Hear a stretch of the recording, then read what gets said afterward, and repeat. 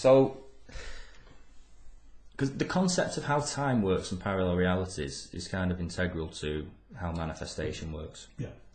And then it leads into how UFO ships travel and things like that, and all different things, and how you lose time, like, you know, you and I have both done, and things like that, and how you basically have those kind of teleportation experiences where you can be in one place and then the next minute you're back at home and things like that, which I know a lot of people watching and listening will probably have had.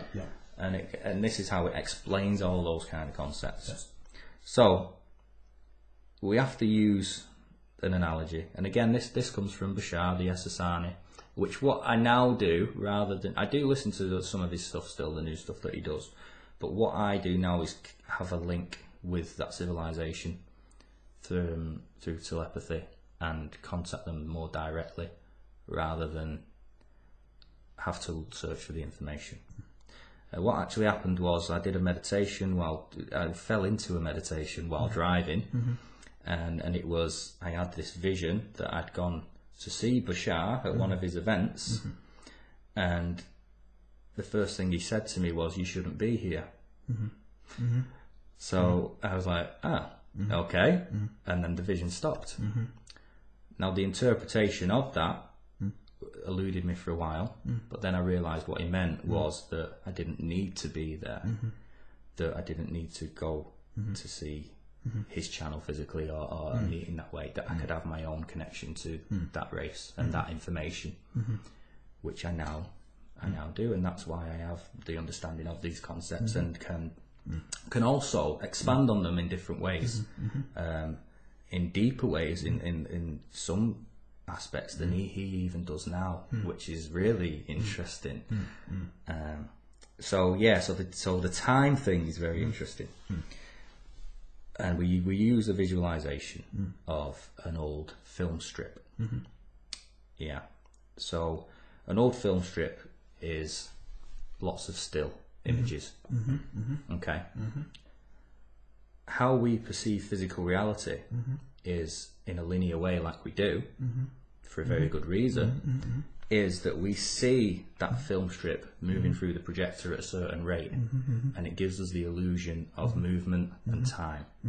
But what reality really is these still images. Okay, so when we move our hand like that, what's actually happening is our consciousness is moving through an infinite amount of still images at infinite speed, and it gives us that illusion of movement and time. Okay, so from that idea then, you can see how those lapses in time happen. Because what is happening is your consciousness is basically being plucked out of one frame and moved into what you'd call a future parallel reality, and then put back in afterwards. But you're never put back into the same reality twice, because each picture, each parallel reality is individual. Even though it might look the same and feel the same, and everyone in that reality is the same, it never actually is. So even sat here now talking to each other, we're both at infinite speed, moving our consciousness through infinite amounts of still frames, never actually in the same body twice within a millimicron of a second. And that's deep, but that leads into all the other weird and wonderful stuff. Are you with that concept? I'm sure you are. I'm fully with the concept, yeah. It's for the benefit of viewers, I'm fully with you on where you're going with it, definitely. Okay. Fascinating. So then, but the idea then still of a single time frame or single strip of images, parallel realities, was never enough for me, from what the analogy that Bashar gave. So I started to play with the idea and see what happened, and what happened to me is I got a visualization of there's not only one strip, there's multiple strips beside the strips, on top of the strips, up and down of the strips, but also within each strip as well, multidimensionally. Slow it down. Sorry. Because it's absolutely fascinating. So, yeah. But it makes sense what he's saying. So there is the strip that's in a line is what we call our life. Correct. Because they're the amount of still images that we piece together. Yes. But they're taken from a bigger picture of multiple layers of strips, what a lot of people will call timelines, moving up and down, left and right, diagonally, and all over the place in an infinite void, but also within each other as well. That's where people struggle with the visualization of that, because you have to start to visualize on a multidimensional level. And by that I mean, which we actually do. We actually do without realizing, and that's what happens when we have these connections with beings, and people see angels and orbs and things like that, and lights. You're actually perceiving both realities at the same time. So you're kind of tapped into this multidimensional aspect of yourself at that time. But it's just, the more you understand that, the more you play with the idea, the more that stuff will happen. And then you can start to have the visualizations in a multidimensional way. It's what I'm trying to achieve at the moment, is to have more than one vision at once and see them all at the same time. Oh, so don't do that. So don't go there. So it's literally like having, say, a TV screen, and there's five channels on at the same time, and you can watch them all. That, would you? Don't wish, mate. You might get it. Yeah. But what that is how our higher self and how these other higher vibrational beings naturally perceive reality. Yes. Because that's going does full circle to what we started off talking about, that they are literally looking, perceiving. Yes. Because looking isn't the right term, but they're perceiving all these realities in all these time frames at the same time, and that's their natural state. We tend to naturally see one reality. I suppose, Johnny, on reflection of what you're saying, because it is truly marvellous stuff, I suppose you could also say from the mystery school kind of thing, is that there is chaos and there is cosmos. Personally, I speak for cosmos. I'm sure you speak for cosmos, but the forces of chaos are also within that kind of environment as well. And I think the crucial thing as well, what we've missed out with the UFO phenomenon and alien abduction, is human beings on multiple timelines in what would be called possibly a convergence paradox. Yeah, that's a good way whereby you have a situation occurring where you'll have interaction with a UFO and an alien, except they're not alien at all. They're actually but they're actually the human race in a convergent paradoxical timeline, and they don't look like us. But they are. But they've gone off into, as Johnny rightly says, one of these parallel realities. But the problem with it is this is where it gets a bit hair-raising, which is why I said don't wish for it if you might get it, is because the forces of chaos are never far away in all this. And this can cause problems, as it has for me, but this is Johnny's interview, and that's a separate thing altogether. And this is what happens with it, and that is the most, I think, the nature of interaction with time and the UFO contact experience, especially with dimensional beings, poses some very real ethical and immoral questions for me, because people have already twigged this, Johnny, haven't they? Human beings have twigged this crucial fact that they can move through time, but they're limited, whereas the UFO guys and girls can, their technology is based on time, isn't it? Yeah, very much so. And moving through these parallel moving through the parallel universes and parallel realities as well. What bothers me a great deal, Johnny, either, is that this time frame that we're sat in now, as we're talking to each other, seems somehow locked to be a central timeline, which everything seems to gravitate to. As these ETs were telling me, it's battlefield Earth. It seems to be a war in heaven, whereby this timeline in particular, where we're heading down the centuries and heading down the line, seems to be the main one, seems to be locked, but yet there are other parallel universes. But this one seems to be gravitating and attracting a lot of attention by these beings that move through time, and the forces of chaos that move through time. Why do you think? I wonder why do you think your take on that? I mean, why do you think that might be? It's a very deep subject, that, and I'll try and be brief with it. But it's not that, again, using that same analogy, it's not that there's one timeline. No. but it's more of a condensed amount of timelines that have been brought together for that specific reason. Now, what's going to happen is that through our awareness and through our, because everything's a choice.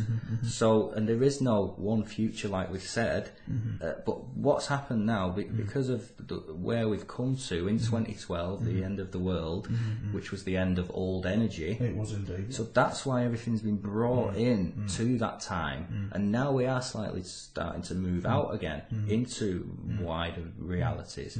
It's our choice whether we choose to experience those negative sides of those realities that already exist.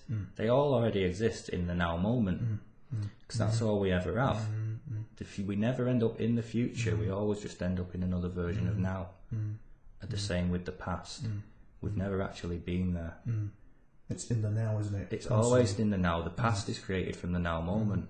Or what we perceive as our past, and that changes dependent on where our focus is, and that's why when you literally start to do inner child work and regression and things like that, and you heal the past, what you're actually doing is moving into a reality where that past never existed, and you've healed it by it not existing anymore, because your changing perspective of the past is a change of the past, because perspective is everything. Oh, Johnny, that's so I could kiss you. I'm not going to do that. No, he's come out with a very key concept for people who've had a turbulent past like myself, and I've had a hell of a life, ladies and gents. But the point being is that if I went back to that past, it would be like living in another universe as if it's not happened, because as you rightly said, you work on yourself so very much that you end up healing that past so it does not exist. And that is absolutely right, isn't it? Yeah. Spot on, Johnny. Absolutely profound stuff and really good. Yeah, that's very true indeed. It bothers me a great deal. I was just moving on to, from a man, from your perspective and all that you've been through and the amazing stuff that you've learned and come out with. I'm very interested in listening to your take on current affairs. At the moment, a situation happened to me recently involving UFOs. We can't keep away from it, ladies and gentlemen. Where they were, it was as if they were. Well, you had an interpretation of that vision, didn't you? It was a Nordic vision. It was to do with Scandinavian-looking people. For those who don't know, who look like us but aren't, tall, blonde. And they fly over my house. And jog on if you're not interested in that, because it's not for me to indulge you as to whether it's true. It actually happened and is happening and still is ongoing. It's an ongoing liaison, and that's it. End of. It's quite comical, but it isn't comical in some ways. So, and you had a unique interpretation of it. It's not so much my interpretation that I'm interested in. It's your interpretation on world affairs, because I believe that currently at the moment, NATO, Ukraine, Russia. There is some provocation by forces of chaos. They just cannot help themselves to indulge this planet in conflict in this timeline that we're sat in now. What's, from your viewpoint, in all that you've learned, what's your take on that? What do you think? The reason that's happening is because on some level they already know they've lost. Wow. The what we'd call the dark forces have already lost because of the collective consciousness agreement to move more into the light and have a more benevolent future. The majority of people have already chosen that on some level. So what you're seeing now at the moment on the planet is that chaos being brought to the surface. It's because I like to use the analogy of the more light you shine on something, the darker the shadow becomes. So because there's more light on the planet than there ever has been, people like us having these conversations, people bringing out the information about all this weird and wonderful stuff and about all the corruption that's happened. Because that's happening, they're fighting back with their last dregs of what they have, the bad guys. So yeah, the more and more that light shines on it, the darker the shadows will be. So it's not that worse things are happening now. It's that they're actually being brought to light, which is a positive thing. Greatly puzzling though is, I don't know, I've interviewed many people for my show who've studied this subject like you have, Johnny, and there are countries out there, there's the West for example, when you're looking at countries like North Korea, China, and all that kind of thing, who may have no concept in their media of discussing any of this. Where do you think they're going with all this? Well, again, it's easy to label a country or a religion under one under one umbrella. Whereas at the moment, it's not like that. And even within government, even within the financial system, there is, using the term again, light workers doing amazing things to bring positive change. So you could easily, condemn America and condemn all Americans, or condemn Russia, whichever side of the coin you want to go onto. But there's good people working within these institutions, exposing all this stuff, bringing the light, bringing these things to light. So again, it's more of a case of they will experience these things in very different ways in the Middle East and over here in this country, which is a pivotal point because of the financial system and everything runs through London, which is very, very pivotal, very important. So yeah, it's all a case by case basis, really. And remember, it's not a case of what will happen, it's more of what are the probabilities that will happen within your reality, within what you choose to experience. So a certain reality, there will be World War III, there will be, and this isn't fear mongering, this is just the nature of how the mechanics of reality work. If that's what you choose to experience through fear, then that's what you're choosing to experience. In that reality, there could, and a lot of people have said there'll be like a hoax alien attack with the technology that the government have. It's a very real possibility. But are you going to go down that time stream where that happens, or are you going to choose to be from a more positive state and head down the way that doesn't happen, and the transition is much more benevolent, much more easy. Which I think is the time frame we're on. But of course, and of course, in the concept you're saying, it could mean that, but in another time frame, however, somebody is literally under a hoax alien attack in another time frame in Britain. Of course, and this is a big thing to get over as well with these concepts. Is that and it's a very, very high level of understanding. And again, I don't mean that to be condemnatory to anyone else, or it's those things happen anyway. Those things happen anyway in another reality. There's nothing you can do about that. So very much, a lot of people want to heal the world and change everything for the better. But what happens is it's only your perspective of what is better that you experience. So those horrible things in creation happen, and there's nothing we can do about it.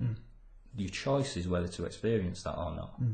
And there's things that happen on other levels of reality that we can't even comprehend how bad they are, and that we've actually experienced as a soul as well, and then people can kind of connect to that kind of stuff. But there's nothing we can do about it. They're just other realities that exist. So it's all a choice. But for a lot of people, that is too abstract and they can't accept that those things happen, which is understandable, especially when you're so sensitive or empathic, and you feel that pain. But inherently, everyone's okay. Nothing really is real. Only the experience of it is. Because remember, everything is a snapshot, everything is a parallel timeline picture. So nobody ever really gets hurt. In a sense, they only experience themselves getting hurt. That's a very interesting concept, isn't it? A very think out the box concept, isn't it? It really is. You come out with some very profound. It's always interesting to chat to you. You come out with some very profound things. But I worry for the future of this country, and I certainly worry for where we are in time at the moment. What's your take, Johnny, as a matter of interest, on cattle mutilations and things like that related to the UFO phenomena? Yeah, that's an interesting subject. And, chemtrails, conspiracy.